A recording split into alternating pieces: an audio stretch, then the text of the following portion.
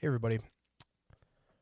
Before we get started today, on a somber note, wanted to address a dark cloud that parked itself over the match we're about to talk about. The greater action shooting community is a very small group, so when we lose one of ours, it does hit close to home for a lot of us, and that is currently happening in the Minnesota action shooting community. I don't live in Minnesota anymore, but I still hold the Minnesota action shooting community close to my heart. And we lost one of ours at this match. Jeffrey Bunch was helping set up for this match, and during the build, he suffered a heart attack. The whole thing, CPR, AED, ambulance. He was rushed to the Mayo Clinic. Those of you not local probably have heard of Mayo Clinic. That is the local hospital to this range. And despite being the top medical facility that it is, he didn't make it. So Riser and I would like to extend our condolences to the Bunch family and the Pine Island practical shooters as they navigate this difficult time. And also wanted to use it as a periodic reminder that we need to orient on what's important in life and to hold the ones you love close and tell them while you can, because none of us are here for very long. Today's show is dedicated in loving memory of Jeffrey Bunch.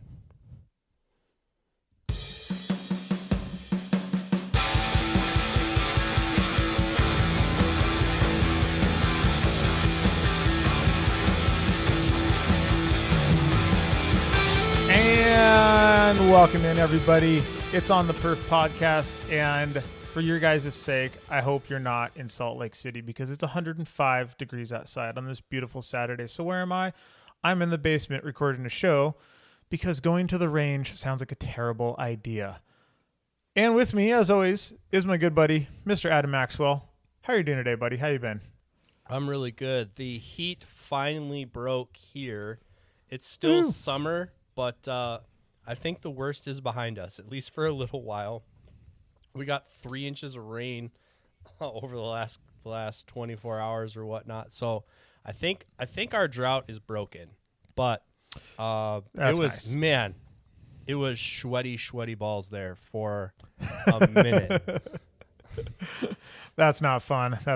Yeah, at least we have our good old-fashioned dry heat here, but I'll tell you what, boys and girls, 105 is 105. I don't care if it's dry or wet or whatever. I taught a class a few weeks ago, and it was 109, and it not very far into the class, we had to stop because the person taking the class couldn't hold on to the guns anymore because we were shooting a bunch of aluminum grip Atlas pistols, and all things get hot in the sun, but metal gets hotter than other things. Especially black metal, which is a pretty handy little segue here. We are, of course, brought to you by Atlas Gunworks, and if you go over to perfectzero.co, On the Perf in one word gets you 10% off of a single cart, and you can get pretty much anything you want over there. They have all of the good shooty bits from Atlas and other companies. But the one thing, you can, but you shouldn't. Because you can doesn't mean you should. The other Adam, there's a lot of Adams in our world here, but the other Adam, the Adam that runs the founding member of Atlas Gunworks, Adam Nielsen, has been putting up little shorts lately answering everybody's questions. And the last one he put up was asking, why don't you guys put steel grips on most of your pistols? And the answer is simple. Because it makes them worse. They are already balanced the way they're supposed to be. They are as is intended. They built them intentionally. This is why you can't just pick anything you want from the drop downs, because if they put it in things that made the guns worse, they would make worse guns. They do aluminum grips intentionally. Stop asking them for steel grips on pistols that don't need it. Just stop. Yeah. They're already good. Leave them alone. Yeah, exactly. I mean, that's kind of one of the things I really latched on to with Atlas Gunworks early on is they want the gun to be a certain way for performance reasons. And like unlike a lot of custom gun manufacturers where like if you're like, hey, I want it this way, they're like, oh yeah, we'll make that for you. And it's kind of like a porn star. Like everything has a price. They're willing to do it. Just how much you willing to pay. All right. Where they're not that way. They're like, we are building this gun. The Erebus was built to be a steel challenge / 3-gun open pistol. They made the best performing one that they could make. The Hyperion at the time, best TO pistol that you could make.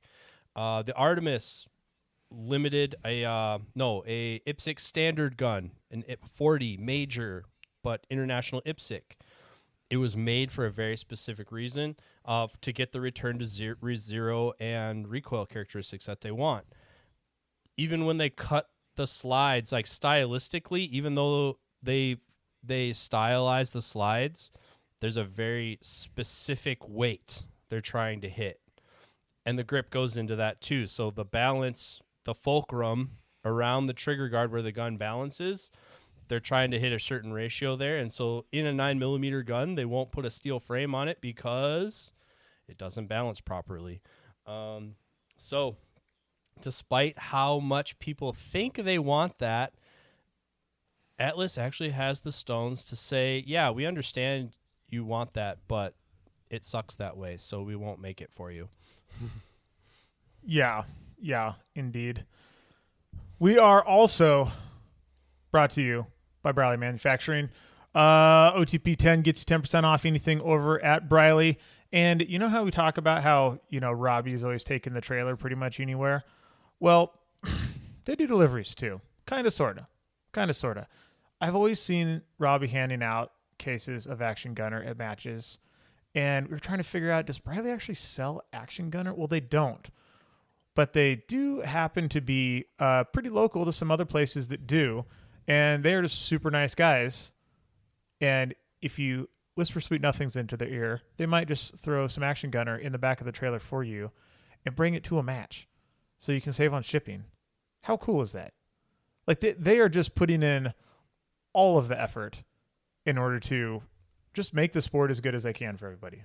That's freaking awesome. It'd be about as cool as the level of uncomfortable Robbie would be if you actually did try to whisper sweet nothings into his ear. I suggest trying and letting us know how it goes. Yeah, maybe you get a little extra. Who knows? Yeah, exactly. But the Briley update for the day, we have a bit. IPSC qualifiers are hot and heavy. The Bay Area Rifle Championship just finished up, I believe, last weekend. The Heartland Rifle Qualifier is going on as we speak into the mic, so some scores are up. But we're going to talk about it a little bit. And, dude, did you see Kyle Litzy talking mad shit about this the stand and shoot stage at the Nationals qualifier? Oh, yeah. Everybody sends me all of that stuff. Yeah. It was awesome. It was awesome. I loved it. I was about it. Yeah, but him and Tony Mazza have been pretty vocal about that, and like it's kind of one of those things. Like from the promoter side, now I'm not involved anymore, and someone else can figure that shit out if they really care. But like it's kind of one of those things. Like people have solid opinions, but like when I was trying to set that stuff up, I didn't see anybody standing in line to help. So. You get what you get, and you don't throw a fit. But it has been pretty much a 1-2-3 punch. It's almost been 3 weeks in a row from Multi-Gun Nationals to the Bay Area qualifier to now the Heartland qualifier. I don't know that I actually put that together in my head. It was like, well, yeah, there's 2 in July that are pretty close together. Those are 2 immovable objects that we couldn't move around. But I guess I didn't put it in my head that how soon after the Bay Area that the third one would be. It's other than the one this spring in Arena, it's been pretty much a 1-2-3 punch, and this whole thing has escalated very quickly. Yeah, indeed. And I very much get what Kyle was trying to say with that like, I do too. He's never done a reload. Like, if you're going to do a qualifier specifically for IPSC rifle, it should look somewhat like an IPSC rifle stage, and I totally get that. The Bay Area Championship match looked freaking rad. Oh, absolutely. Like that did look like IPSC rifle as far as I can tell from the, the videos that I've seen. I've never shot IPSC rifle overseas, but that match looked absolutely awesome. Everybody was super stoked, and we're just going to run down. What I don't know about the Bay Area match is I know it has a long lineage. That's why it has such a big turnout in addition to the market that it's in. So I know it was a contiguous match already. What I'm not clear on in talking to Chance was if they reformatted it to reflect an IPSC match or if it was just that's how it this is. Time. I think it was always a rifle match. Okay. Whether it was hit factor or time plus before, whether it was this IPSC format or not before, probably should have clarified that. But I think the big changes for this year were that it was IPSC format. They had to get in line with the IPSC format that people wanted because it was going to be a qualifier. And that extra step was dotting the I's and crossing the T's so that it was in that format, but they freaking nailed it. I mean, neither of us were there, but from what we saw on the gram, they nailed it. The FOMO was real for sure. And they had 224 people plus 4 DQs. Shut like up. Yeah, dude. Wow. so many people at this match. But we're just gonna run down. We're gonna run down the top few in a few divisions here. In open division, and basically in that world, it's not like the rest of our 3-gun where it's like a whole bunch of different divisions. Like open is pretty much what we think about as like 3-gun rifle, and then there is pretty much like limited, which is iron sights, and that's like kind of it. Like that's basically the show. Everything else is not done in the U.S. market, pretty much. Exactly. So, there we go. I got it back. Oh, I got the weird. I am on a brand new computer today, folks, because my old computer got old enough that it stopped running all of the programs that we have to pay subscriptions for, and the last straw was Microsoft Office. I was working from home, and I went to open a spreadsheet, and I found out that I could no longer edit a spreadsheet. And I went, well, shit. So damn it, Bill Gates. Today is like day one on a brand new computer, and it has a lot of weird shortcutty things that I have disabled on my old computer, and so I keep like closing windows and opening weird stuff. So anyways, let's see. We got in the top spot, Mr. Brian Nelson with the hundo. I believe that was I think he got second in Minnesota. He got the top spot here. I think he's probably pretty much a lock at this point. Number 2, Varick Bicey with 98%. Number 3, Kyle Litzy, the reigning champ, it's 96%. Number 4, John Wydell, and number 5, Joe Farewell. There's just murderer's row at the top. I'm just going to run off a couple more here. Lee Pulley, Duncan Klein, AJ Anthony, Tony Mazza, Zach Smith, Cardi B. Like, it is mega stacked at the top. You're well outside the top 15 before you run into people who you're not like, whoa, like those dudes are hitters. So yeah, not an easy match to win. So open's looking pretty rad. And then where is it? Give me some limited. There it is. Limited, basically the only other real, thing that they're qualifying for here. Jeff Webb, who is our boy who shot open division at Multigun Nationals with iron sights like a freaking gangster. And he got the hundo, so it looks like all of that extra time behind the rifle paid off. It looks like Samantha Lim is in second place. Junior shooter, lady, 98% of Jeff. Damn. And Joseph Austria is in third spot, but I don't see a World Shoot Qualifier tag next to that name. So our boy Tyler Kerenslock. Tyler, dude, I don't know how to say your last name. I'm sorry, homie. I just don't. We're going to call him Tyler K. Tyler K is, as far as I can tell, for the qualifier in the 3 spot at 89%. So real hitters up there. And now we need to do ourselves some seeding because we have Heartland Rifle going on right now. Yes, sir. And let's see what the turnout here looks like. Less people flew to Nebraska. It looks like we got 69 in the match. Nice. And 1 DQ. Nice. Okay. All right. I'm going to have to make some notes here. Which is really frustrating when we're trying to. I really do think my interest in IPSC rifle and shotgun, as we've said a few times, is I think this is more the gateway into multi-gun sports. I think one of the reasons that multi-gun is struggling right now is because it's very hard to approach. So people kind of get into action shooting. They just kind of think of themselves as pistol shooters, and they won't try it with other guns. So I think the single gun formats are a lot more approachable. And like Kyle said earlier this season, it makes absolutely no sense that there is not a more prevalent carbine series or carbine presence in action shooting. And so when you see 200 people turn out for one event and then you see 60 turn out for the other events, it's man, what are they doing over there that we got to do over here to cross-pollinate this and get it more prevalent across more sectors of the country? Are they just doing it in California, in the Bay Area, where there's 1 billion people? Also, yes. I think a lot of it. It's so weird, and people talk so much schmack on California, and it's all deserved. But at the same time, one of the undeniable truths of the firearms market and industry, California is still a huge market that cannot be denied. When a lot of those companies say that they won't sell to California, that's a pretty big stance to take because that is a huge market. I mean, just the number of USPSA members in California is massive. It's massive.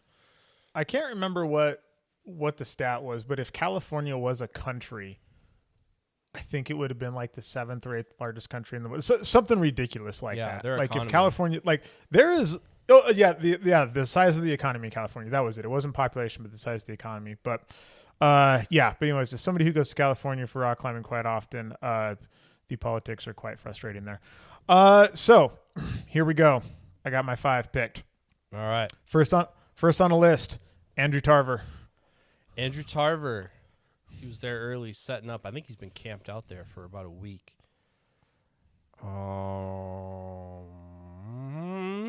Andrew he was top 10 all the way through the shotgun series. I'm going to put him in the 8 spot. Put him in the 8 spot? Ooh. I think you might do well at this one. I'm going to give Andrew... God, that's a fucking good guess. I'm going to give him the under. Number 2, Joe Farewell. Joe Farewell, as we're going to discuss in a minute here, Joe Farewell needs to crush this thing. So I'm putting Joe 4th. 4th? Yep. Ooh. Man. God, these are good guesses. I'm going to give him the over because I do not see B. Nelson's name on here. Yeah, Joe really needs Riser to be right on this one if he wants to go. Fair enough. All right, Lee Pulley. Lee Pulley. Cinderella story comes out of nowhere. Ben actually watched him come through this series. I was talking to Tony, and I was like, "Give me the scoop, dude. Who are the dark horses here?" And that was the first name he pulled out. Go follow him over on Instagram. But Lee, I'm gonna put him in the 6th spot. 6th spot. All right. I'm gonna give Lee the under. Dude, I think you're gonna clean my clock here. I feel like you're gonna hit a couple of 2-pointers on this one. I hope so. I hope so. Got to make a comeback for multi-gun. Yeah. You're down 1. Justine Williams. Justine. Oh man. I mean, she made the men's team with PCC. And this ain't far off. Yeah. I don't think she's gonna do that here. I do not. Let's see. I think so. 69. Most of the hard thing about the ladies is they kind of hover around that 60% mark, which is like the bubble for getting picked. And then for our game here, how deep in the field do you have to go? Yep. Before you're down. This is going to be easy one to be off by like 10 in either direction. 18. 18? All right. I'm going to give her the over. And Keith Garcia. Oh, Keith? 10. 10? Man needs no introduction. I'm going to give Keith the under. All right. There we have it, folks. We'll see if Maxwell can tie it up. I am currently up 1, and we'll see what's about to happen here. All right. So I did some crunching. Oh, you said you weren't going to do any math because you were all jaded. You did math? I did some You did math on your free time. All right. It's been that slow at work. I needed something to do. So I was Is your boss listening to this right now? She knows. It has been very slow in the world of law enforcement sales, as is typical this time of year. So, again, just drawing on previous experience. I'm no longer involved. To say I don't care would be from an administrative standpoint, but as a media person and a fan of the sport, I am interested in kind of how this just shakes out, because part of the reason we do this show, like what our sport needs is these stories to be told. So if people just go to the World Shoot and nobody knows, that doesn't do much for our sport. So I tried to figure out, because it's a lot tighter list here, like who actually has a chance to make the open World Shoot team. And I have nothing except previous experience and a disinterested in public education and math to figure this out. So I love where this is going. The standings, as near as I could tell, just for sake of conversation, assuming, well, we don't have to assume that yet. But the standings, as far as I can tell, are Varick, B. Nelson, AJ, Lee, Zach Smith, and Joe Farewell. A very, very, very, very distant Kyle Litzy, because Kyle Litzy did not shoot multi-gun nationals. So Kyle only has 2 scores where all these other guys have 3. We know we can pretty safely assume that Kyle's going to shoot in the 90 percentile somewhere. It's just a matter of, is he going to, and where, and how does that affect other people, and where they finish out. So near as I can tell, Varick has 289 points, and Brian has 287. AJ has 270, Lee has 268, Zach has 257, Joe has 255.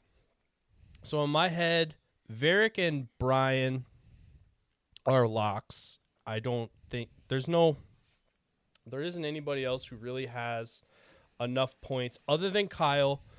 Nobody else could displace them in points. So you can't knock those 2 guys off the team. So for the third and fourth spots, depending how Kyle does, you basically have AJ, Lee, Zach, and Joe.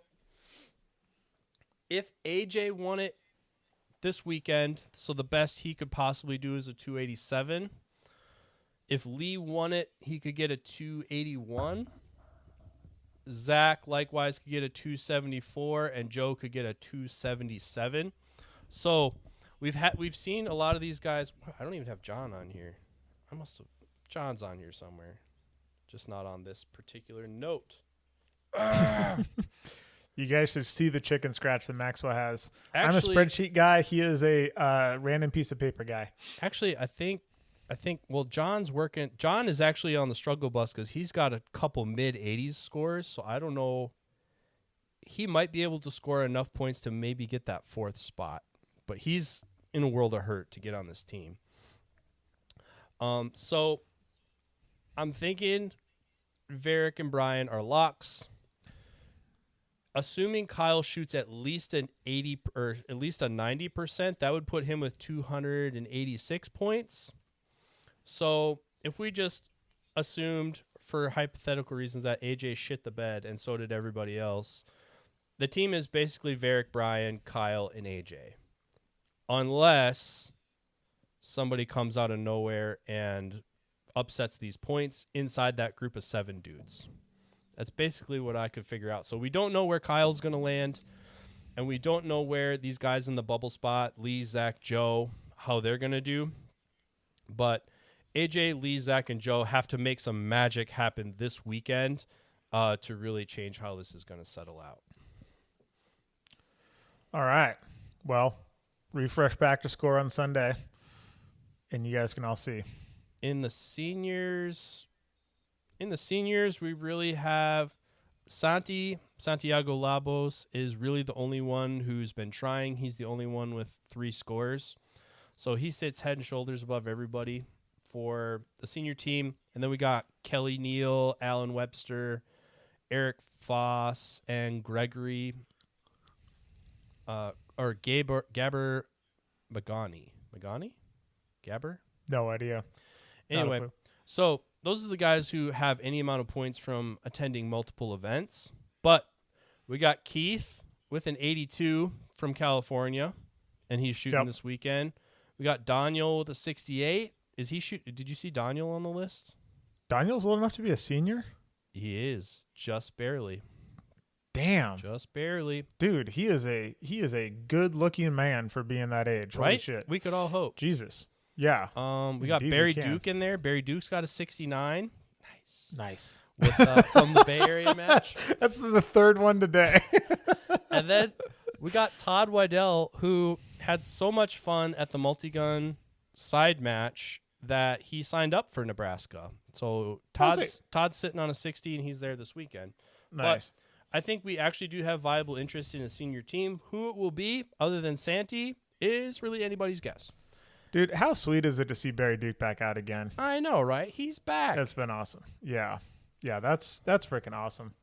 That's awesome. On the ladies' side, we have a team, but there's not really much competition for it. It's basically going to be Linda, Jaylease, Becky Yackley, and Lanny, who all have scores. They all also have sub 60% scores, which can be a problem for qualifying.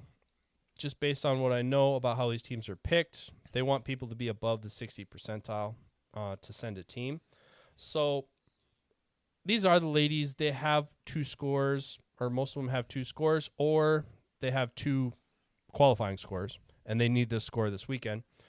And then what was interesting about you picking Justine has a random 63 from the Bay Area match, which she can't get 3 scores because, from what I would assume, they're going to take 3 out of 4. So Justine could do really well this weekend and have a really solid score, but I think any of the ladies who are already shooting would have more points than her from participating in the series. So I'm not really sure that Justine could knock any of those 4 ladies off, and I'm pretty sure that 4-pack of ladies is pretty much what we're looking at for the team. Fair enough. Well, there you have it. And by the time this is out, all will be revealed. And you guys will at least have the opportunity to know if you want to open up practice score and do a whole shit ton of math. And you'll all also be texting us on Wednesday being like, hey, like half of you did for the multi-gun national stuff. Hey, Spencer isn't shooting the match. Yeah, I know. That was 2 weeks ago, buddy. We're in podcast time, boys and girls. We're in podcast time. It's okay. We love you. Just shoot us that message. It's okay. Yeah. All right, so before we get on to our topic, we need to print a quick retraction on stage 12. I was wondering, so I was actually listening. I listened to our episodes. Yes, I do, because I want to make sure that all the audio worked and we didn't say any super crazy shit that I needed to cut out. And we're talking about stage 12, and I said that John Wydell shot all alphas. Varick shot it 7 seconds faster, and I didn't know who won. And I was like, oh, I wonder who did win. I was just curious. So I opened it up. On that stage, John Wydell shot 4 Charlies. I think what happened was it was like it was the 270 bay. It was a split stage where they go to one side and they score, and they go to the other side and they score. And I heard somebody say to John, all alphas, and I thought they meant for the whole stage, and apparently they just meant for that side. So John shot 4 Charlies, Varick shot 14 Charlies, but did it 7 seconds less and won the stage by 5%. So speed does win at some point. Speed kills, as they say. Yes. Dude, the trip home was kind of funny. So we wake up in the morning. Feeling like P. Diddy. John Morgan and I are there in the trailer, hanging out, shooting the shit. At some point, it's about time to go. I hop in the car. I go to drive out. The gate's closed. I pull up thinking it's, there's a little electronic thingamajigger. No. So I drive through the woods over to gate 2, or over to gate 3 rather. Same deal. Can't get out. And I'm like, well, shit. So I drive back to John. I'm like, hey, John, do you happen to, and they're keys. They're not combinations. They're keys. Yeah. You need a key card. And I'm like, how in the shit? And he's like, I don't know, dude. And so we start like pulling out the phone, thinking who we're going to call. Right about that time, I see a garbage truck pull up. I'm like, ooh. Garbage truck opens the gate. So I'm like, John, garbage truck's here. I'm like, how long does it take you to get ready? And he's like, longer than that garbage truck. And I'm like, all right. So I go zipping on over. Garbage truck opens it up. And I stop the driver. And I'm like, hey, man, my buddy's in there packing up a trailer. Is it possible to just like leave this thing open for him? And the guy's like, nah, man, not really. And he's like, I could hang out a minute. Like, how long is he going to be? And I'm like, I don't know, but I see him running over there to flag you down right now. So go talk to him, and you guys can work. So as far as I know, John Morgan's still on the range. I have no idea if he ever left. I think he made it out because he actually announced a match to me. There's gonna be a Mill Creek 3-gun match next spring, first weekend of May. Mark your calendar. We talked about that a lot. That sounds freaking awesome. Yes. I am going to, and that's a good time of year to travel too, because not a lot else going on. So, which by the way, if you're putting on a match next year and you think we should go to it, you should shoot us a message so that we could put it on our calendar. All you MDs out there. Michigan, we've heard from you already, but we need to know your dates. Yep. And and so quick, let's see. Hard as Hell is definitely happening for I don't want to put anything out there, but they can basically put on a match no matter how many people attend. But attendance is looking pretty light right now. So if you do want to go shoot Hard as Hell, it's sounding awesome. I've been talking with the match directors quite a bit, and I'm very, very excited for what they have planned to go put on the ground. Vortex Shootout, which is on the same weekend, apparently has low enough attendance that they're right on the border of it being like a financially break-even-able match. So if you're going to go shoot that, go sign up. Both of those matches have the distinct disadvantage of being scheduled on the same weekend and 2 weekends after Memorial and 2 weekends before Two Gun Nationals. So not really the best spot. You and I were really torn about which one we were going to go to. Yeah. And here's the only reason I went to Hard as Hell is I made promises that I would. Like I'm super excited for it to come back. I won it the last time it was a thing, so it's nice to go defend and all that other stuff. But man, dude, Vortex last year was really good. I was bummed that I had like the world's worst migraine on day 2, but like I've gone back and looked at the match video for that a couple times, and those were some awesome freaking stages. So it is really bumming me out that I had to pick one of these matches. But Likewise. I made promises, and I'm a man of my word. So I picked the one that I promised I would go to. I did as well, and really what it came down to was also the logistics because I have somewhere to be on Monday. Oh, yeah. And so I was like, well, just thinking of the travel logistics, I thought maybe I could get to where I need to go from Dallas easier. And actually, the inverse is true. I can't get there from Dallas, and Interesting. I can Nebraska. drive from Nebraska, but I have to drive. I can't fly, so we will be Fair enough. loaded down and Yep. be in there. But also, I wanted to support Craig and Crystal and Tom and Mason, who are trying to revitalize and move this match to a new location, which is no small thing. To try and replicate an event in a different venue is very difficult. And we can see from the rifle qualifier signups, less people want to drive to Nebraska than fly to California. Exactly. Also difficult. But hey, if nothing else, Riser and I will be there. That's why you should sign up. We're gonna be there. Yeah. We're gonna be there in the flesh. Yeah, indeed. We'll sign your forehead or whatever you're into, you know. I put up that IG post, like getting rid of just some random like stuff that was in my basement. It was like just a bunch of like gun bags and stocks and bipods and stuff that I like don't use anymore. And I was like, these just need to go away. Like I can't give them away to students fast enough to get them out of my house. And our buddy Bob took the Neelan Height bipod. And I didn't even see that. I would have taken that. Oh yeah. Well, but it's one of those off-brand like knockoff ones. Oh, you can have that.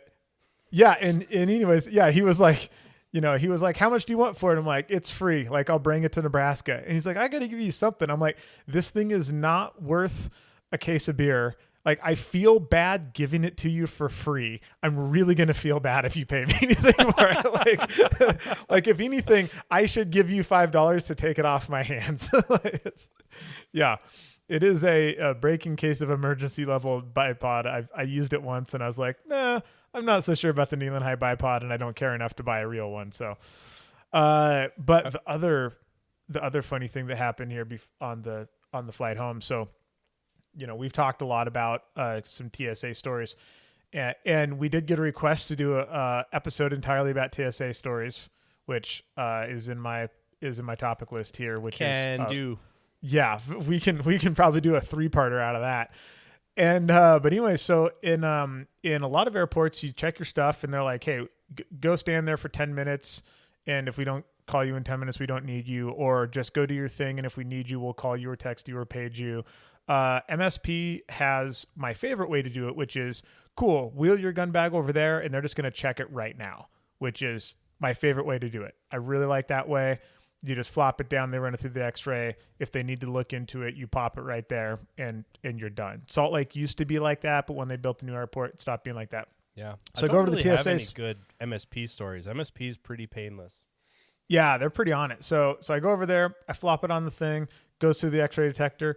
And I have that Magpul Lego case, which is a great case. I'm all about it. And it lays all the guns like really pretty. You know what I mean? Like they're all in full silhouette, all nice and separated. So when they run it through the X-ray detector, I'm sure it looks like exactly what it is inside. Exactly what they want to see. Nothing is stacked on top of each other at all. And it goes through, it stops, and I can't see the screen, but I can see the lady who's like running it. And she looks at the screen, kind of like cocks her head to the side like a confused dog, and she just goes, holy shit. And I'm just like, that's not a good sign. And she just looks up and she goes, hey, can we be friends? And I was like, yeah, totally. She's like, you're good to go. I was like, yes. So, yeah, smoothest ever. It was awesome. I thought you were going to whip out the one that had saved you before. Just tell her it's a dildo and just tell her it's a dildo and you're out of here.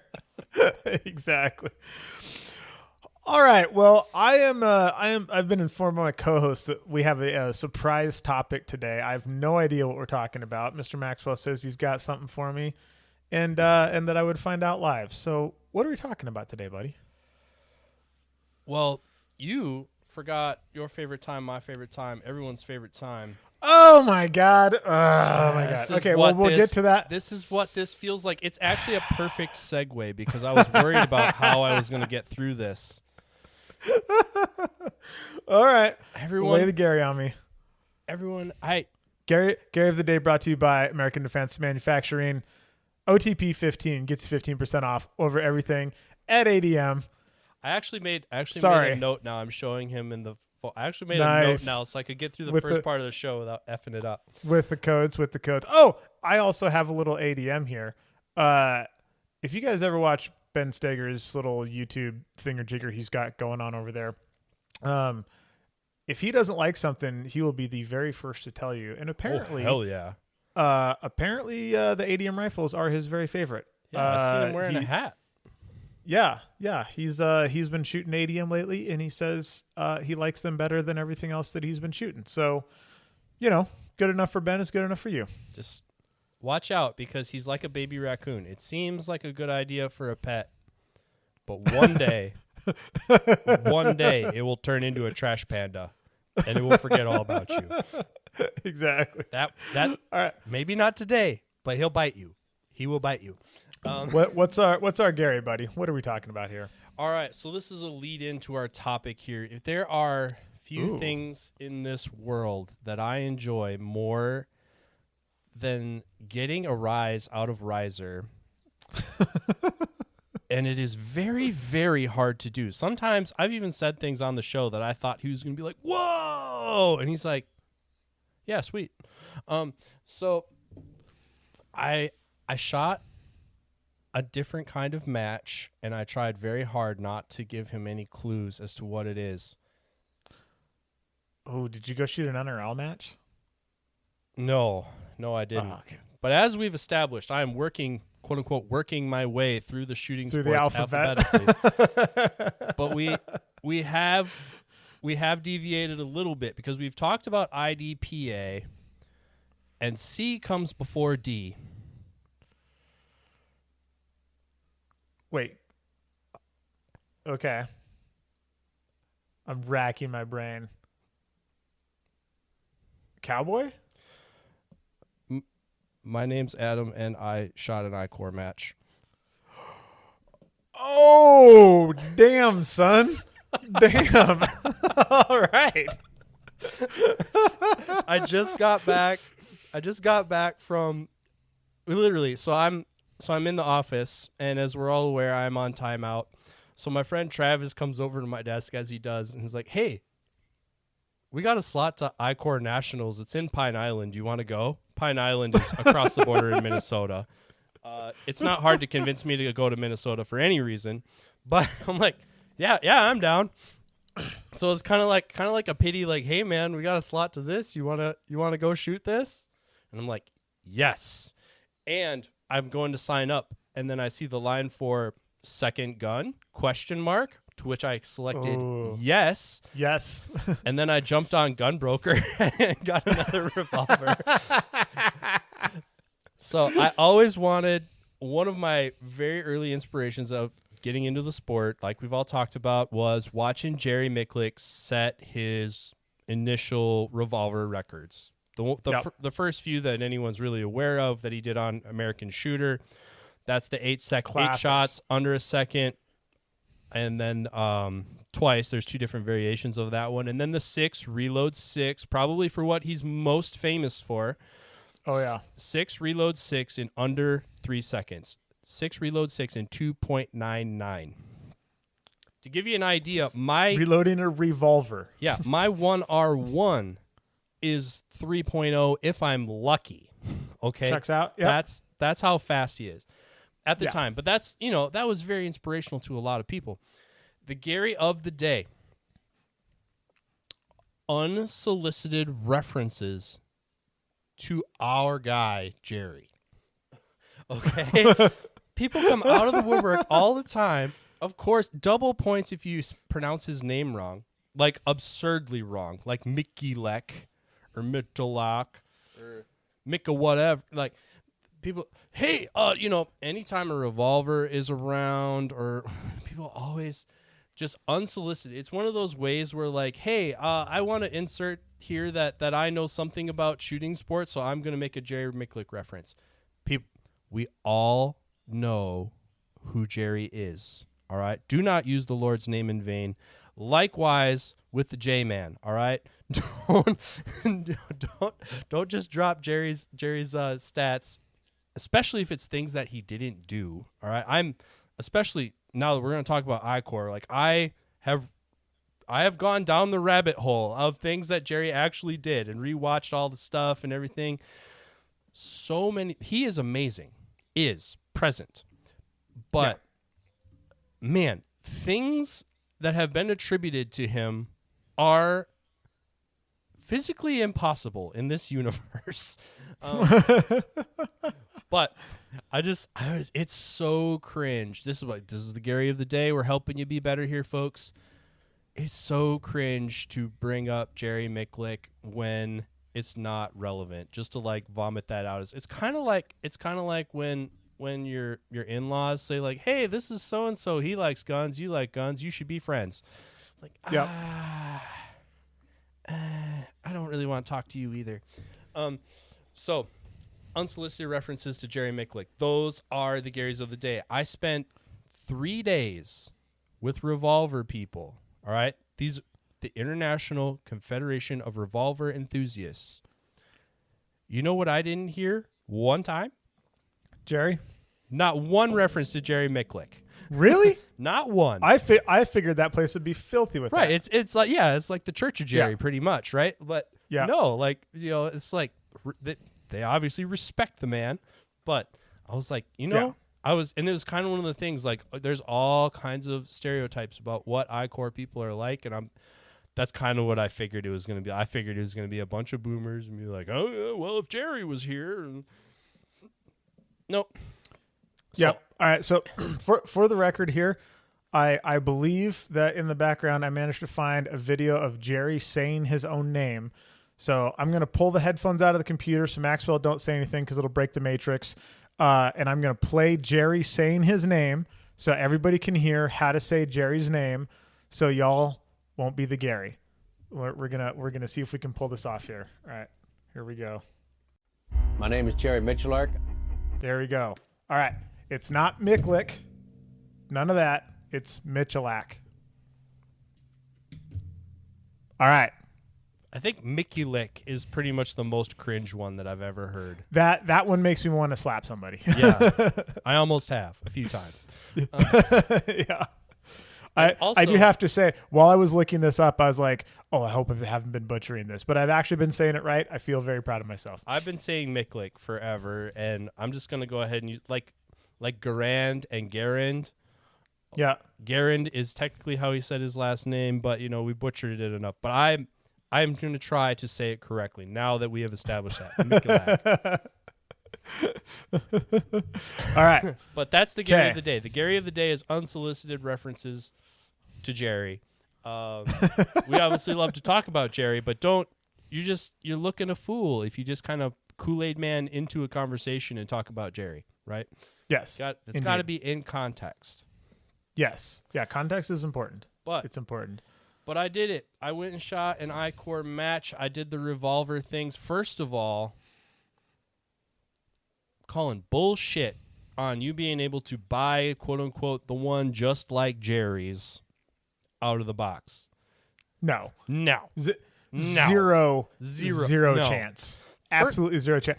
Yeah, I don't know if you know this, but his father-in-law was one of the most respectable gunsmiths on earth. Yeah. And Jerry ain't no slouch. Jim Clark. 0% chance that Jerry hasn't done extensive work on all of his own guns. Yeah, Lena is literally the spawn of firearms greatness because it's not just Jerry. On the other side, she also has lineage to the Clarks. Yeah, yeah. And Kay Mitchellak, previously Kay Clark, also has, I don't know, a handful of world and national titles. Like, oh, absolutely. Yeah. Yep. Yeah, so like, no, what also people also don't understand about Jerry is he was a tool and die maker by trade, from what I understand, before he went pro.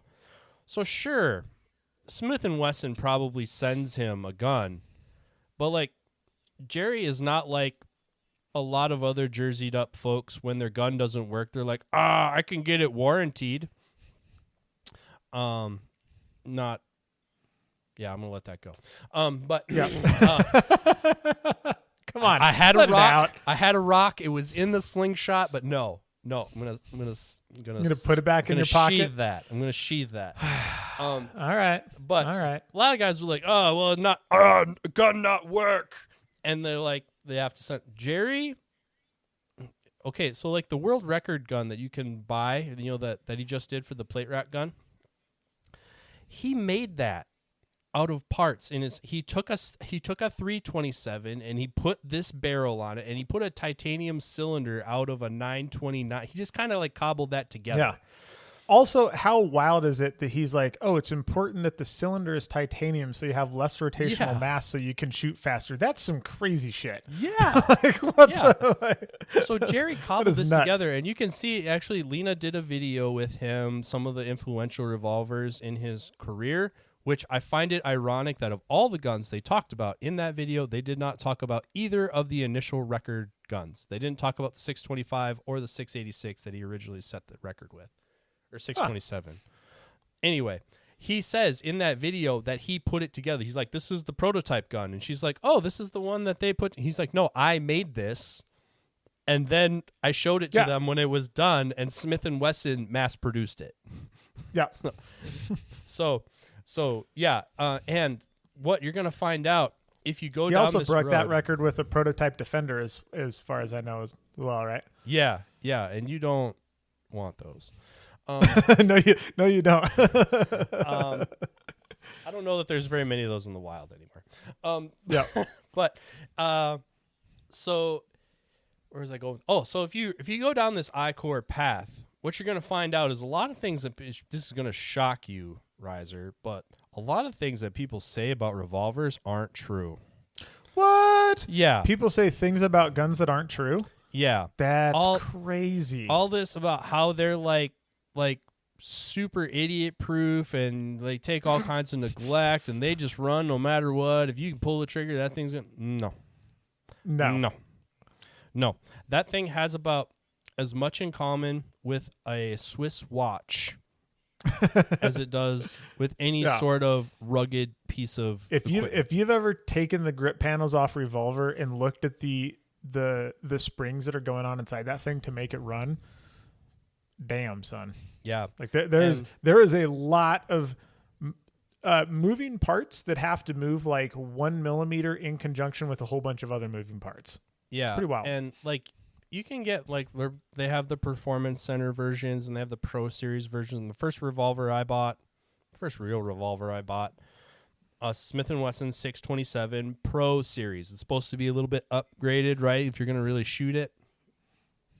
I'm telling you right now, on the one that I have, if you try to shoot anything less than a 30 split on it, you will get the cylinder spinning fast enough that it will skip a chamber. Not a whole chamber. Fun. Not a whole chamber, but the firing pin will hit just off center enough that it misses the primer. All right? So like the timing and the lock work on all that stuff has to be crisp. So when you look at Jerry's records, when he was shooting 14, 15 splits, like the lock work and the action job on those guns has to be phenomenal. Because think about it. It's a big machined piece of steel or titanium, and it's full of ammunition, and it is in motion. It's spinning. Well, and it's also changing weight as it's shooting because with each round that leaves, it now weighs like, 130 grains less than it did on the previous shot, which is pretty wild. Yeah. So is it possible to get the firing pin to hit a primer just off center where the bullet doesn't have a clean barrel to go down? You know what I mean? Like the cylinder's not entirely lined up with the barrel? I don't know about that. When mine would do it, I would actually see a firing pin indent on the brass. Like between the primer and the brass is where I would see the dent.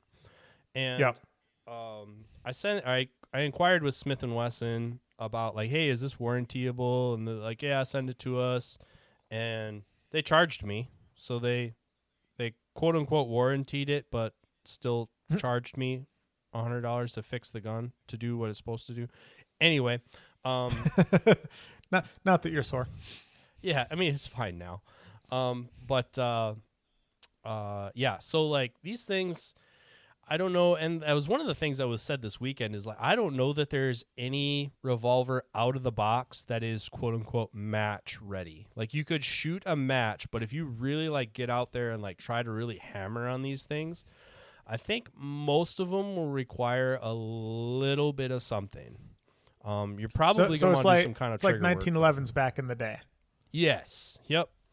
Not so much now, but certainly, yeah. They're like shotguns now. Really, like you can buy one, kind of match ready, but like even that, you're not just gonna like leave it alone. You're not just gonna buy a Benelli M2 and like not even if you buy a Benelli an M2 Speed. I don't know very many people that are showing up to all the major matches that are just going to leave their M2 Speed alone. They're going to get the M2 Speed and then they're going to massage it a little bit. You're going to give it a little something, something. And this is also something you kind of get into. You kind of have to be. I think this ICORE is something you have to be a gun guy to get into. We've talked about this a little bit in the past. There are shooters and there are gun guys, and they're not the same thing. Yep. You have to be somewhat interested and nerdy about guns to find this interesting, I think, just for longevity's sake. I think, and so so I think that's as much a turn on for anybody as nothing else that they have to. Oh, I got to tinker with this thing and take it apart and tweak on that and file on this and. Oh, well, the ammunition that I can get from the factory isn't really even close to what I want for this. So, I'm going to like put a big bullet on a really slow powder charge to hit this weird power factor. Like they're into all that. They're about it. Yep. They're about it. And if you're about it, this is your group of friends for sure. Heck yeah. So you shot two guns. What they're both revolvers, obviously. Okay. I have actually shot an ICORE match. Oh, really? Yeah. So out at the farm here, they used to do the ICORE Big Steel match, and you could shoot it in semi-auto division. And so they just took everybody with a semi-auto pistol and put them in semi-auto. Didn't matter what it was. It was just like, you guys go play over there. Which I think would be a good business move for ICORE. If you just want to get people like showing up to your events, like I would make it okay to shoot semi-autos. You got to be careful that they don't like Kool-Aid Man in there like PCC did to USPSA, but yeah. So ICORE, what is ICORE? That's the International Confederation of Revolver Enthusiasts. If we've established one thing that USPSA is good at, it's kicking people out to go do their own thing. So entire sports have been made out of what USPSA wouldn't accommodate. Insert IDPA, United Multi-Gun League, Three Gun Nation, ICORE. So in mainstream race action shooting, they would say revolver is dead. Well, we have this whole organization of people that say revolver is not dead. But if you go and look at it, it looks nothing like what USPSA looks like, kind of. So essentially, this is what happens when you kind of tell a group of people to go take their ball and go somewhere else, and that's what they did. So you would really recognize it as it's a very USPSA-esque format in that it's freestyle. The gear is very similar as far as what you would, so race style holsters, 2-piece belts, competition specific equipment. They use a different target. So they use an NRA tombstone style target. Yeah. I was wondering if that's what they were rocking. Yep. So they do that. So they use an NRA style target, and it's a big tombstone shaped thing. It has a 4-inch X-ring in the middle, a 6-inch A zone, an 8-inch B zone, and then I think a 10-inch. Or no, there's an 8-inch B zone, and then that's the last circle. Everything else on the cardboard is considered a Charlie. If you get a bullet to print anywhere else on the tombstone, it's a Charlie. And so interesting. Everything. So is it regular kind of hit factor? No, they score it like IDPA or Okay. Horner scoring for those who are familiar with Blue Ridge Mountain. So everything X and A zone is considered a 0, a down 0. They'll call it 2 alpha, but they're not Yep. adding any time back. Yep. In minor, they will add 1 second for a B zone, and then they will add 3 seconds for a C zone. So hitting anywhere, they add 3 seconds. So I think the A zone is very comparable to what we're used to in USPSA, PCSL. But I think the other zones are probably a bit more. Well, no, they're not. I would say the A zone's about the same. The B zone is much smaller than a normal like Charlie, and the penalty for hitting anything other than an A is very, very So punitive. it's like IDPA style scoring. Like you need to shoot alphas. Period. Yes, and that's kind of like when I got there, and I was like, I've never ICORE'd before, and they're like, oh. Especially people who recognize me from shooting USPSA and 3-gun there, because I grew up in this area, so there's still prominent people there that would remember me. And they're like, oh, you know what you're doing. So here's the deal.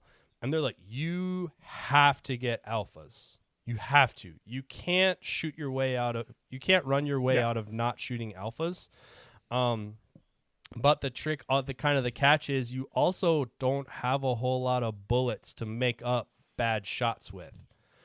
Yeah. So the shooting is a lot more deliberate than you would see in other forms of action shooting because they're going for those alphas. In addition to we're ammo restricted. In addition to it takes a long time to get more ammo in the gun. So it's a little bit more deliberate. Well, the funny thing is, even if it was hit factor scored, I feel like it would translate to about 1 second Charlies anyways because of all those other things. Yeah. Because there's like half of your stage time is just reloading the gun because the damn thing's always out of ammo. Oh, yeah. Yeah, and they kind of make arrays too that, it pretty much works out into 6-shot arrays. So Wait, is it 6 or 8 shots there? They kind of set it up for 6, or if they're messing with you, they're trying to mess with your head in counts of 6. Mm-hmm. And so you can kind of get some margin sometimes with an 8-shot revolver. We'll just go over. So there's a bunch of divisions too, and I think that's really what your question was. So different kinds of revolvers within this sport. Open's open. Okay, so really anything goes. And those guns are about as exotic as open guns are in the other race sports. Compensators, optics, exotic materials, fluting, porting, crazy action jobs, titanium cylinders, the whole bit. So open's open. Probably the most popular division from what I understand is limited. We would recognize that more as like a USPSA 8-shot revolver. So pretty liberal in what you can do to the gun, except you can't add an optic and you can't port the barrel. Then they have limited 6, which is limited, but for 6-shot revolvers. But you can still shoot minor. And they do minor. We'll get to that in a second, but you can still shoot minor. They have classic, which would be 6-shot revolvers, and then you have to load them out of speed loaders instead of moon clips.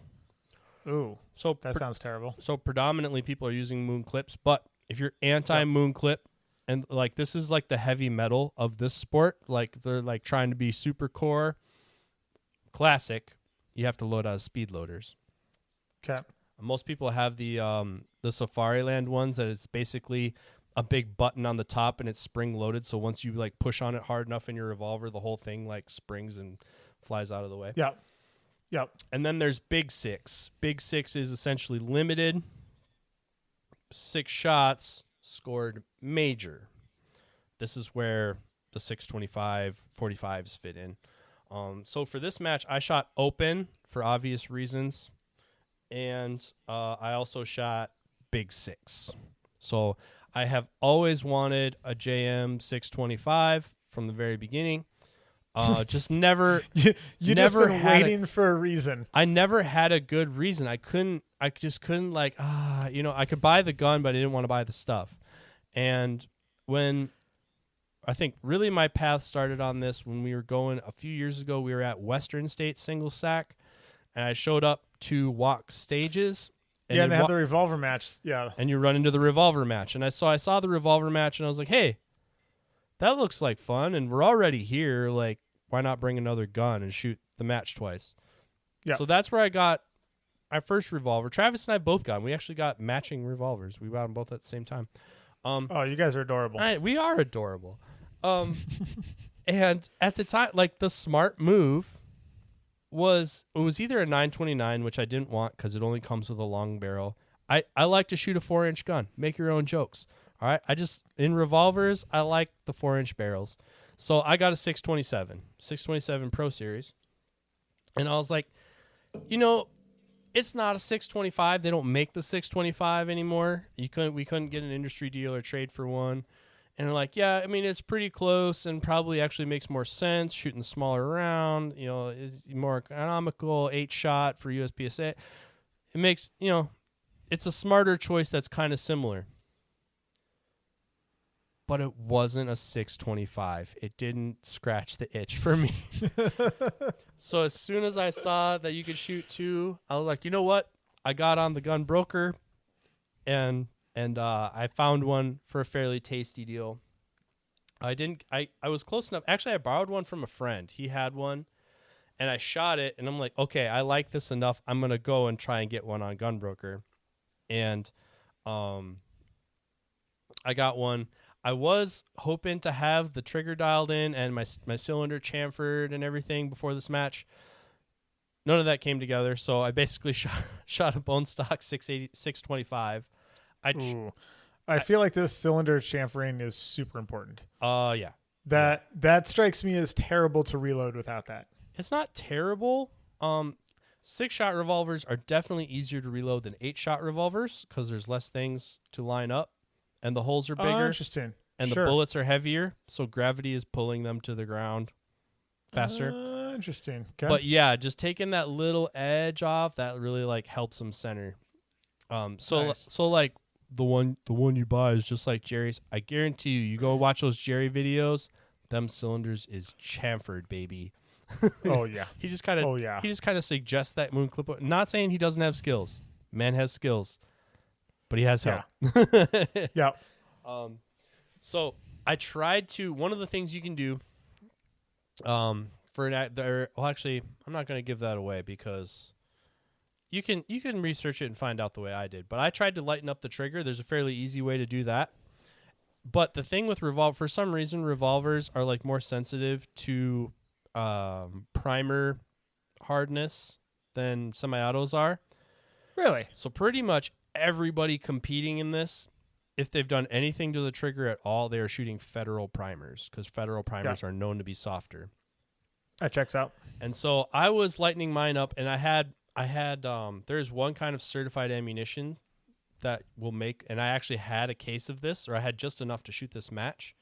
So I shot just enough of it to make sure that I was zeroed, but otherwise I kind of quarantined this ammo so that I would have it for the match.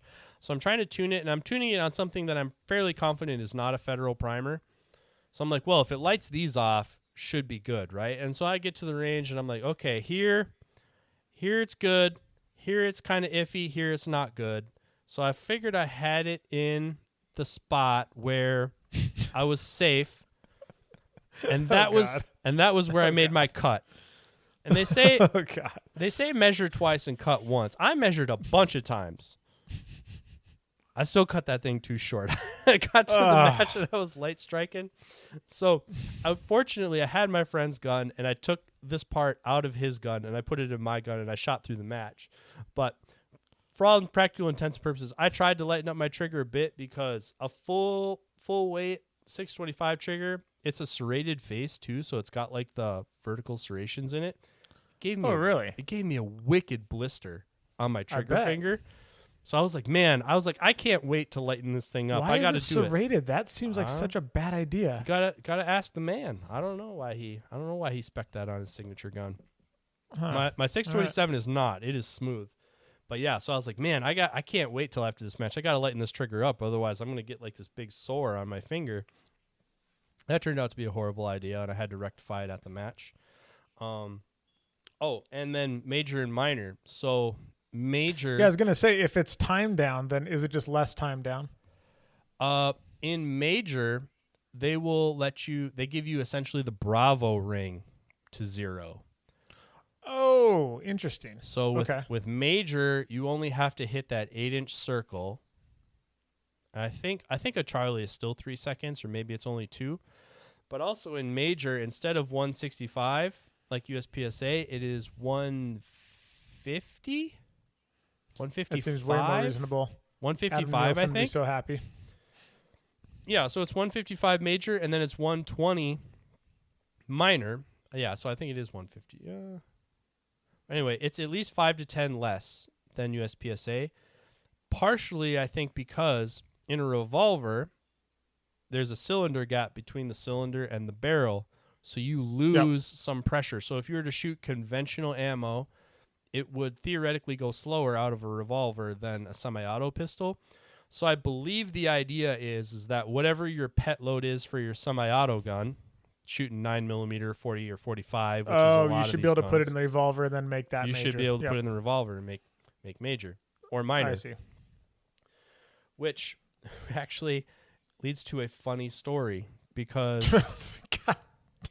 Did you go sub-minor again? Oh, this wasn't me. I was fine. I shot certified ammo, and then my hand load, my 38 short Colt, which it felt nice to be in a place where not only had people heard of 38 short Colt before, but it's like, well, obviously you're shooting 38 short Colt. So show up to Chrono. It just touches your tism in all the right places. It does. I love it. It does. It really, it wasn't bad. I actually enjoyed it quite a bit. So we show up to Chrono, and there's a gentleman who is a fixture of the Minnesota action shooting community. Anyone who's been around in the last 30 years knows who I'm talking about. Shows up. He does quirky shit too. He's shooting limited 6, a minor division, with a 625, 45 ACP. So he's shooting 45 minor in a 6-shot gun. And I was like, John, why are you doing that? And he's like, oh, well, that. He gave me whatever reason. But he's shooting 45 minor. And as a fellow 45 minor enjoyer, I was like, you know what? That's actually probably a pretty sweet idea. We go to Chrono. First shot across the chronograph. Boom. 450. Actually, back up. First stage of the match. He's like 3/4 of the way through the stage. Squib. Oh. So didn't finish the stage. Go through the rest of the match. Goes to the Chrono. Boom. 450. That had a power factor of like 109. 450. What's the bullet weight? So he claimed 230, right? So they weighed it. Yeah, you're like 229, whatever. Yep. 229.89, whatever. Boom, boom, boom. So he's like 109 power factor, 110 power factor. They got to the 4th bullet, and they don't just shoot all the bullets. This was also strange. They shot one bullet, and it's like, did you make it? If you made it on the first shot, you're good to go. Boom, you didn't make it? Okay, we're going to shoot again. Boom, okay, we'll shoot again. They'll shoot up to 6 bullets. And so he's not making it. And is it your average, or you just need one of those bullets? Just need one. The way they were doing this, you just need one, which I thought was interesting as well. Yeah, that is interesting. But I wasn't arguing because my first one was slow too. The second one was fast enough, and they stopped. And so we're 4 shots in. It's 119, and I know this guy, so I have a confession to make. I may have put a quarter in him. I was like, John, you should have him pull the bullet. Oh yeah, pull the bullet. Yeah, I want to pull the bullet. Blah, blah, blah. So they pull his last bullet, and it's 229.8 whatever. So it was no help. Oh no! And this is where he took over. when was the last time that scale was calibrated? And the guy looks at him like he's retarded. Like, what do you mean calibrated? And he's like, well, it's got to be calibrated every day. This, that. He calls the range master over. They both collectively eye roll at him. When's the last time it was calibrated? This kind of shit right here is why I shoot 135 power factor 9 mil, because I just don't want to deal. Like, I don't ever want this even remotely to be a thing. They come over with the calibration weight, and it is 0.07 of a gram off of being calibrated. Off of whatever 50 grams of what it's supposed to be. Yeah. Oh, that's not calibrated. Oh, you got to throw this. He's trying to get Chrono thrown out of the match. They eye roll him again. They call the match director. They went all the way to the top. We started shooting the next stage. They were still going back and forth and back and forth.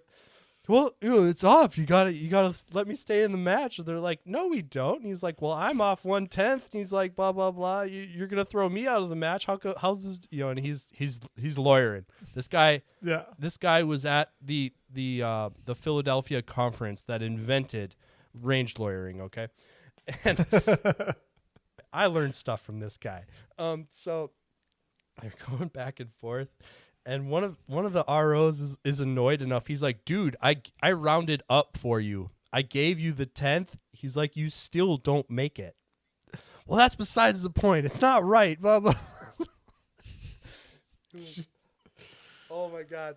It was the fun. And the other guys who are like not local, they're like from Missouri and Alabama, and they're from everywhere. They're like, what's this guy? I'm like, oh no, he's local flavor. They're like, is he dumb? And I'm like, no, he's not dumb. He knows exactly what he's doing.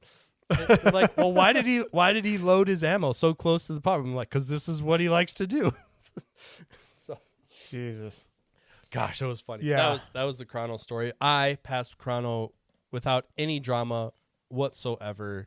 Thank you very much. Thank you very much. There's a first time for everything. Not the first time, but man, there's been some times. It's been a journey. It's been a journey. Well, how'd we come out at the end here? So was this is a nationals? I'm assuming it's a multi-day match. Yeah, so it's actually still going on right now. So I'm not sure how I ended up. Oh, because you shot the early. Yeah, so I shot with the staff. I was going to shoot both guns on the same day. Yeah. And turns out that 38 speed racks won't fit 45 moon clips. So I had to re-rack the whole thing on the belt. So I needed to re-rack. So I split into 2 days. So I shot one the first day. So I shot my 625 first because my buddy put it in my head that I could probably do pretty well in Big 6 because it's a less popular division. And so I shot that first. And that was, so this match is 18 stages. So there's a lot of big stage, small stage in the same bay kind of thing, but still 18 stages to get through. Our staff squad was like, I wouldn't say we were hustling, but we were like making progress.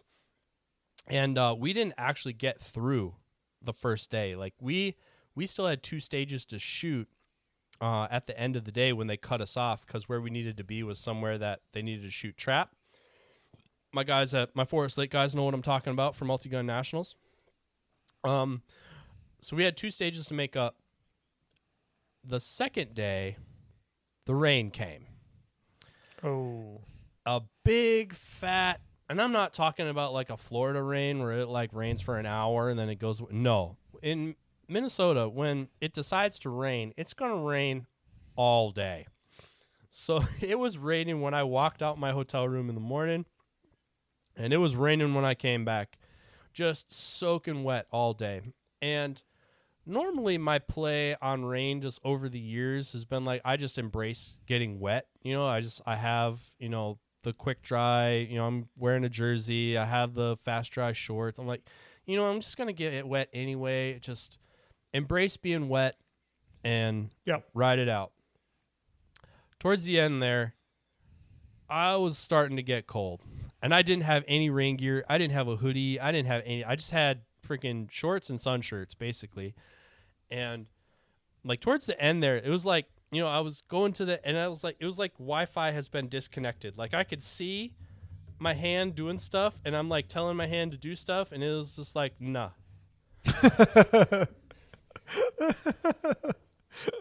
So I feel like I got through open pretty well, but of course there's heat in open. I would assume the heat is in open. So I don't know. I'm curious to see how I did in open. I think my big 6 run was probably better than average or better than expected. Although I did have a couple light strikes on that first stage, but I feel like I shot my way around that and bailed early enough. So I think I did pretty decent. But yeah, I think it's good. It's a very USPSA or PCSL like sport. But because we're shooting, I kind of equate it to hunting in that you can hunt elk and deer and all that stuff. There's rifle hunting and there's archery hunting, right? And so like same, but different. And it's kind of different in the way that archery is. Now, if you talk to somebody outside of a hunting world and be like, yeah, I'm into archery, like what they think of is Robin Hood, right? Like, and you're like, no, I mean, like, archery hunting is actually fairly high tech now. And I would put revolvers kind of in that same category as well. Like, and there's different kinds of revolvers within the category of revolvers, similar to an archery. There's compound bows. There's single solo cam bows, there's long bows, there's recurve bows, there's crossbows. There are all kinds of different ways to throw arrows at things. There's a bunch of different ways to skin the revolver cat too, but they're all kind of they're doing something. It's a lot more deliberate. It's a little bit more the strategy is all in your execution. More so than like trying to get like the stages are not hard to figure out. Not that they're easy, but there's options, but the options are more like because you're in a capacity restricted platform, like you only have so many bullets. So you're kind of pulled in places to shoot because this is how many bullets you have in the gun, or you're not going to string these two things together because you don't have enough bullets to do it kind of thing. Do you need to show up a day early and walk stages like you do in other shooting sports? No. You just show up the day of and you just do it. You could, and it would probably help. But like, yeah, I mean, I didn't pre-walk any of the stages. I just kind of showed up and did them. That was part of the reason, like, I was debating which one to shoot first because, like with PCSL, like, I shoot it twice, but I usually do better the first time than the second time. But I was also, like, not planning to scout any of these stages, or even if I did go and look at a stage, like, I don't really know. We have, especially when they had 2 stages at one time, that was where it's like it's hard to figure out what you were doing. But no, you can pretty much in 5 minutes you can figure out what you're doing because you know how many. Once you find all the targets, you know where you have to start. You know how many bullets you have, and they're pretty easy to digest that way. The challenge is marksmanship, and then manipulation of the gun. Very similar, actually. It's also very similar, like. To me, I think it kind of scratches the same itch that shotgun matches do. I was just thinking that. Yeah. It's like holding pattern off targets, quad loads. Like this sounds like shotgun shooting with pistols. Yeah. It's very, very do or die with every shot. So like every shot's got to count. And the more confident you are in being aggressive with those shots, the better you're going to do. But the penalty for not landing it is steep. Either you're going to get hit with a scoring penalty or you got to stand and reload. You got to do a standing reload on these things. Yep. And you got to have all that ammo with you. So it's I think it's a lot more methodical in the way that archery hunting is or in the way that action shotgun is. Maybe even a little bit action rifle, although as soon as you have a ton of bullets and you can shoot your way out of something, it starts to get a lot more aggressive and athletic. I think aggressive and athletic people would do well in ICORE, but they tend not to be attracted to ICORE because, like I say, it's a bit more of an intellectual. I also kind of equate it to like the vibe while we were shooting is a lot more like being at sporting clays. Like sporting clays is very competitive, but it's also very individual and it's very execution based. it's less dynamic. So like the whole vibe is a lot more chill. So if you're kind of like wanting to do some shooty stuff with the boys but like chill, that's ICORE. ICORE is very relaxed. They're still serious, but they're chill compared to the race sports for sure. Awesome. I do love chill. I mean that's kind of where I've gone with the NRL thing is like in it's like similar vibe where it's, you know, especially because they're all blind stages, people aren't watching that kind of stuff. You're just like hanging out and they're like, "Hey, Adam, it's your turn." You're like, "Oh, cool." And you walk over the hill and you shoot your stage. And then you see the boys at the next like rest area. Yeah. Yeah. When I like listen to you talk about NRL, that's kind of one thing I'm like kind of closet jealous of. It's like, man, I like that vibe. Yeah. Like I want that vibe too. And I got that from this. Like I kind of discovered that here. Like when I went to IDPA, it's less intense, but like it's not like that. Like there's still kind of a doctrine there. This is pretty. If you want laid back. Yeah, if you want like the JV version of the race sports, that's what this is. And you kind of play with some different guns. It's also a little bit, I don't know, it's not car shows, maybe the wrong word, but like you know, it's kind of street legal, but like we don't get to race them very often. It's kind of like a track day for, I don't want to say vintage stuff, but vintage stuff. I mean, everything Revolver is pretty vintage now. And like you also don't kind of like some of the other race sports. Like if you just go to a gun counter and you look at revolvers, none of those are what you'll see there. You don't see 686s or GP100s or, I mean, they're some of the base guns. They all have different grips on them. 100% they have different grips on them. A lot of them have like the club foot grips on them. Yeah. Yeah. I've seen a good amount of those. Yeah. Yep.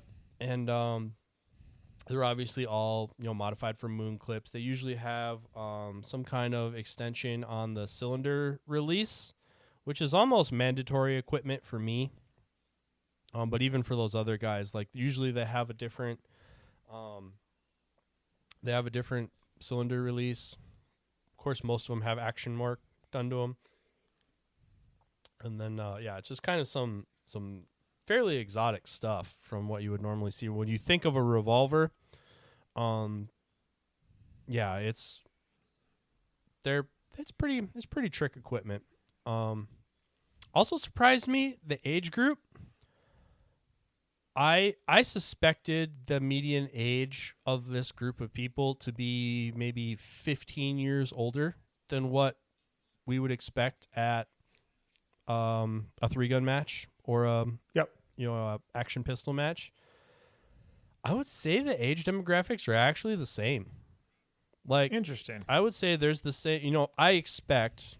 You know, it's getting less and less this. So as we get older, but there were about the number of people that I would expect that are older than me. By 10 or 15 years older than me.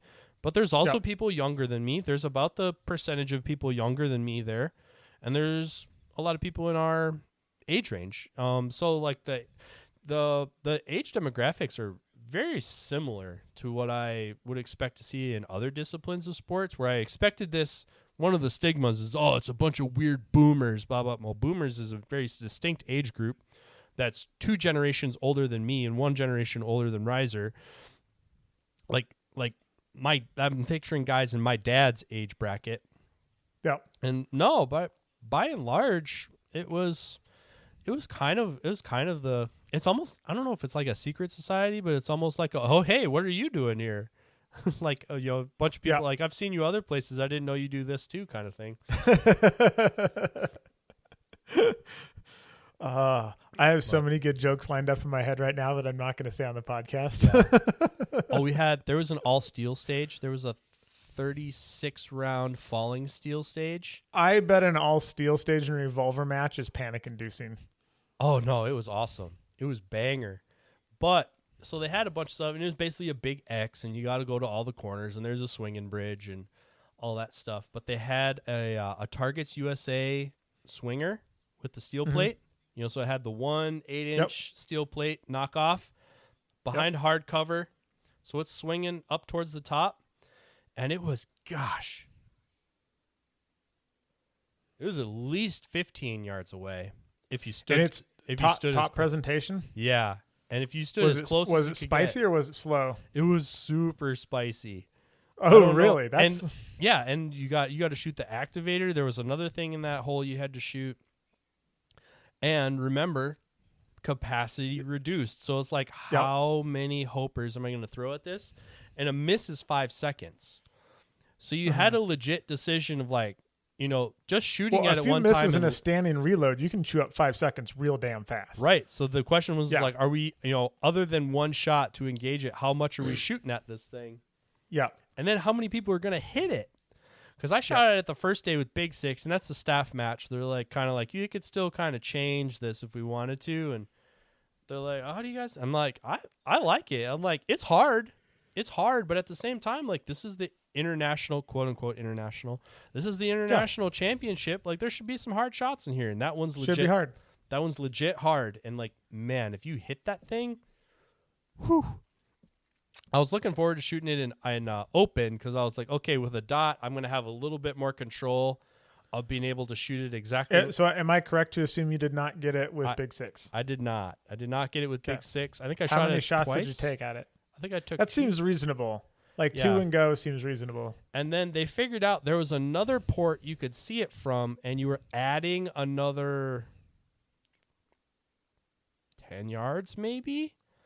Mm-hmm. But it was also settled out a little bit more, which is kind of not really saying a whole lot with Jason's targets. That's the thing. Those things, people all the time, I see this constantly where people will be like, oh, I'm going to activate it, but then I'm going to shoot it super late, so it's going slower.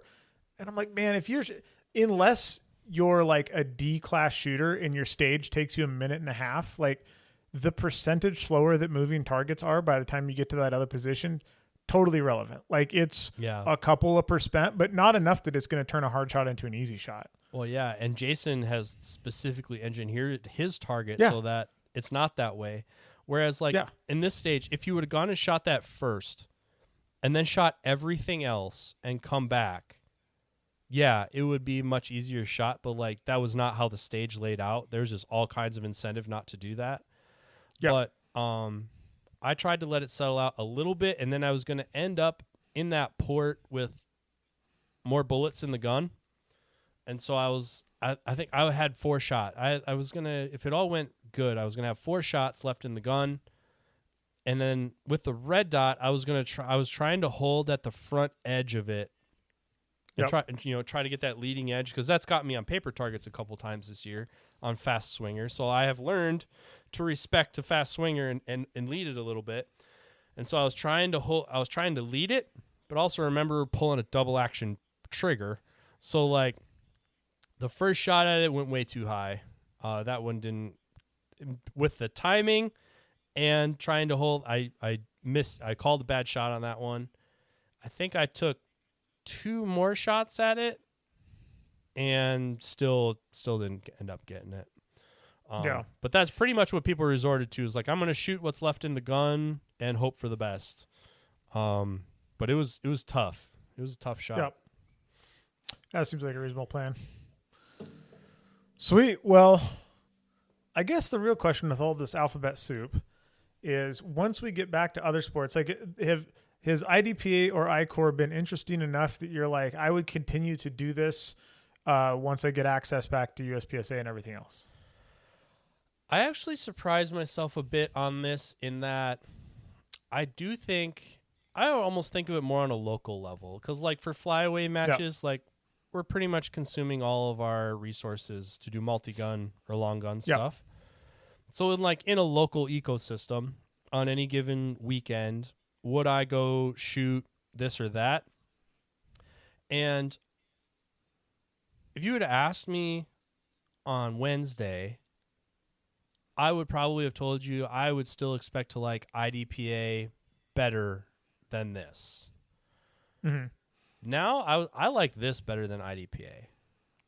I can understand. That checks out for me for sure. I would rate this. Like I would always shoot. Having not really shot like real version of either of those, ICORE sounds more interesting to me than IDPA, because IDPA just sounds so contrived. Yep. Where ICORE is at least like, oh, go grab your revolver and go shoot those targets. Yep. Like that sounds like way more fun.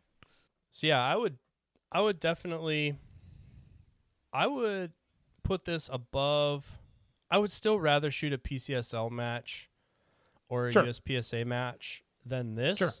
But like, I would, if like all else being equal, if it was a weekend where one of those matches wasn't available or it was closer, like if it was like, oh, I could pick this match up instead of going 3 hours to that match, in my locality. Yeah. I would have, I would definitely shoot an ICORE match. The caveat being that it's kind of one of those things where, because like a lot of dudes, even when I was shooting revolvers before, they're like, oh, because I was working on getting GM in different divisions. Like, are you gonna get GM in revolver? I was like, I don't know that I love it that much. But B, like it's really hard. Yeah.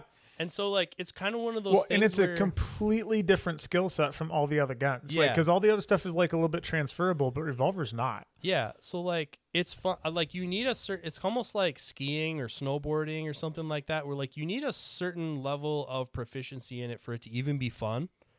Mhm. Like otherwise you're just falling on your face. Yeah. Once you get past that, like it's fun at a mediocre level if you're mediocre at it. Yep. So in that way, like I don't know that I could adapt this as my new identity and like ICORE is gonna be my no, I don't think so. But it is fun. It is fun. Would do again. Will do again. They're like, well, are you going to come to the IRC next year? It's in Colorado. So I was like, okay, well, now it's a flyaway match. Am I going to do it as a flyaway match? Yeah, I don't know. Probably not. But it is fun. And really, like, the reason I liked it is, like, for the like, double header standpoint of, like, Western states where you could kill two birds with one stone, and they're kind of set up as a low-cap match. Yeah. I think that would be pretty fun. But I'm going to try hard not to go down the rabbit hole too far because it's deep down there. Oh, yeah. But yeah, Oh, if yeah. you like playing with guns and tinkering, you got to be kind of a tinkerer one. If I were completely honest, I probably like playing with the moon clips and the moon clip tools as much as shooting the revolver. If I'm just being honest, I kind of like loading and unloading the moon clips, but I'm simple like that. Yep. But it is fun. I would put it in my sphere of like I would do this over sporting clays, but like, yeah. So somewhere between, it's not going to be my new identity, but definitely interested in, would recommend, will do again. Yeah. I think ICORE is pretty legit, and like a lot of, it's fun. It's fun to kind of poke fun at the other sports, but I think the other thing we have to remember is like we're all more alike than we are different, right? Like, sports jab at USPSA jabs at IDPA, and IDPA jabs at USPSA, and we all pick on ICORE, and pistol shooters think multi-gunners can't shoot pistol, like all that stuff. It's like you got to remember, guys, like within the action shooting sphere, we're all more alike than we are different, and it would behoove us to like coexist and intermingle more so than draw boundaries and go to our separate corners. You know? Also, like action shooting on the whole is such a small slice of the gun culture that maybe we shouldn't take our little slice of the pie and then chop it up 12 ways as well. Right, and that's kind of where it's like I really wish, and like a reason that I got involved with USPSA as much as I did is like we would be stronger if we were more united. Just like it says on the money, united we stand, right? The more unified of a front this is, the more big picture things we could accomplish. Yep. Unfortunately, it's human nature to segregate into smaller tribes. Yep. So I really wish like we were a little bit more unified in that regard. And that was part of why I kind of wanted to talk about ICORE a little bit, because I feel like a lot of people talk shit about ICORE, but I've never actually tried it. I being one of them. I said some ICORE shit, and I didn't know what I was talking about, to be honest. But I do think it's actually pretty cool. I think it's an interesting challenge, and also I think we're trying to wrap up here, but like, what a revolver gives you over other guns. Like, have you heard recently people like getting super nerdy on their handgun grips, and they'll talk about things like, I gave up shooting a 2011 because I got too lazy. I went back to the Glock because forces me to be good at the fundamentals. Have you heard that? Yeah, I've heard stuff like that. Nobody who shoots a revolver shoots a pistol sloppy. Yeah. Like, I think it's so easy now to just hold on to the gun and spray bullets that people don't really develop their index and connectivity to the trigger. It's a lot easier to disrespect the trigger on a semi-auto pistol because you can shoot your way out of that. Yep. Revolver, both being capacity limited, but also like a double action trigger is like so long that you are so aware of where you are in the stroke, how close you are to a shot happening, and trying to, because there's kind of a point where the train leaves the station. So you kind of got to lead it a little bit, have that thing. You got to start pulling the trigger before the sight gets there. And building that skill set, I think, really translates well over into the other guns, because the same thing's happening on a micro level, but you somewhat developed the skill in a macro sense. So it's a lot easier to do that. I think it's a good cross-training tool. I think that's what I'm getting at. It's a good cross-training tool for shooting semi-auto pistols, because it kind of gives you some of that trigger control perspective, where a lot of people, I think, they really focus on getting a good grip, and they never really pay much attention to the trigger other than, reset. But it teaches you a lot of respect for the trigger, and having that, nobody misses by a lot in ICORE. And even if you see people, you see people show up to other action race category style events with a revolver, those dudes never miss. It's alphas every time. They might be slow, they get alphas, baby. And so that's but when we start going faster, the alphas matter too. But you can't, all the other fast stuff doesn't matter if you aren't getting alphas. So for sure. It's an interesting take in that way as well. But that's what I did. I shot an ICORE match. I successfully surprised Riser, which makes me happy inside a little bit. And we got something a little bit different to talk about while we're kind of in the summer lull here before fall. But now, and locally here, someone has taken an interest in being my motivator. So now I said, we got this little side quest we got to do in revolvers, but now all eyes are set for this fall. And this fall we got, of course, PCSL Nationals, and then we have Hard as Hell, but most importantly, we have the Parma Team Match baby. Championship of the World. Yeah.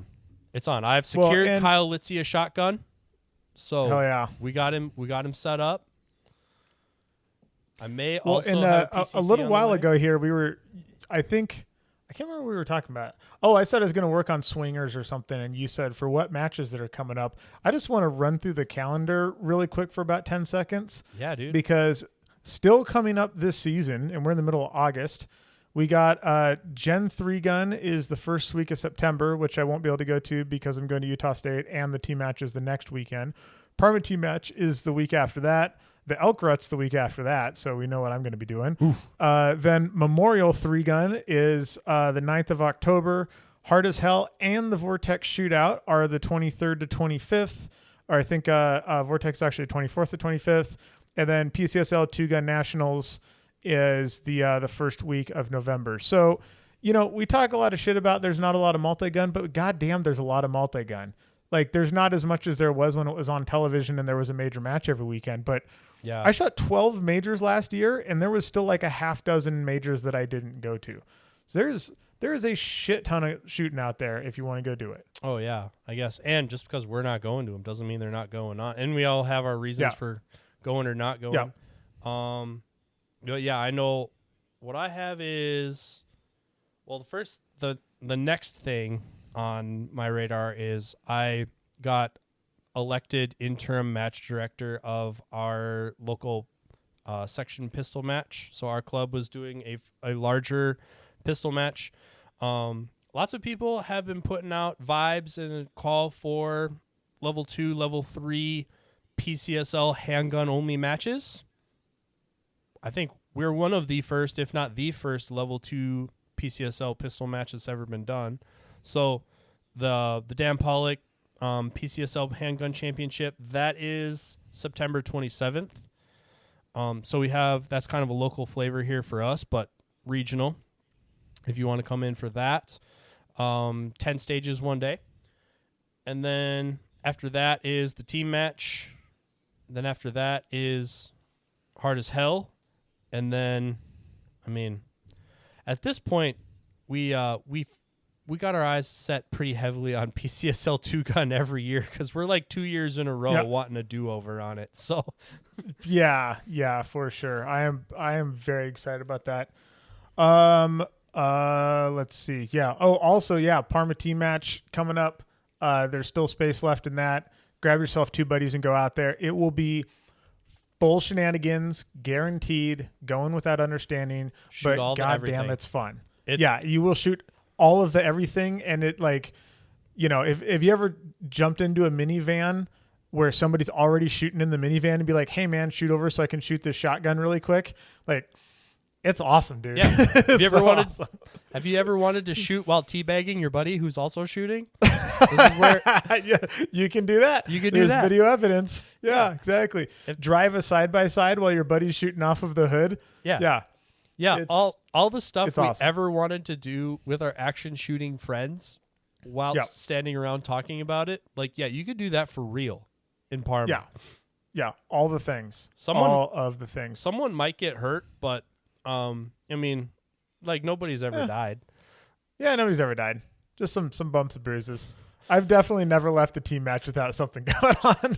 Yeah. There will be physical or mechanical carnage. That's for sure. Oh yes. Yeah. I'm very proud of myself for not driving over Zach's mag last year when he was shooting off the hood of the car and did a reload and his mag fell in front of the side by side, and I was like, okay, when we leave this position, we're going to take a hard left because I'm pretty sure that mag is toast otherwise. While I was lining up Kyle a gun, my friend was like, don't you have one? What's wrong with yours? I was like, I need to shoot mine. I need another one. Yeah, exactly. Yep. All right, folks. Well, that'll do it for us. Maxwell continues to work his way through the alphabet. And I got to say, since ICORE counts as C, does it also count as I and all the rest of it? Like, how's this alphabet working here? I don't think there's... I just had to retract because it's IC and ID. Like we were working through. I see. I understand. I think our next stop in the alphabet is P, though. I think that's... Yeah. I think we're gonna be parked on P for a good long time. There's a very good chance of that. But yeah, you should definitely give N a visit. It's pretty fun over there. Also, one more thing I promise. Max has announced that the PCR system is going live. So their classification system is live now. So if your club is doing PCSL events, if you start getting people's competitor numbers and using the PCSL format in practice score instead of hit factor, if you use PCSL 1 or 2 gun, whichever is appropriate, they are starting to pull those scores into their universe to start populating the class, they call it PCR, practice PCSL competitor record. We would recognize it as a classifier system, but they're going live with all that stuff. So if that stuff's interesting to you and you are running those events or you're attending those types of events, let your match directors know because it's here. It is live. We're really doing it. Yay. Right on. All right, folks, so that'll do it for us. As always, keep your overlays handy. I'm imagining in a sport where you don't want to drop a single Charlie, overlays come out a lot. So definitely in that sport. We'll see you guys out there. Bye-bye, everyone.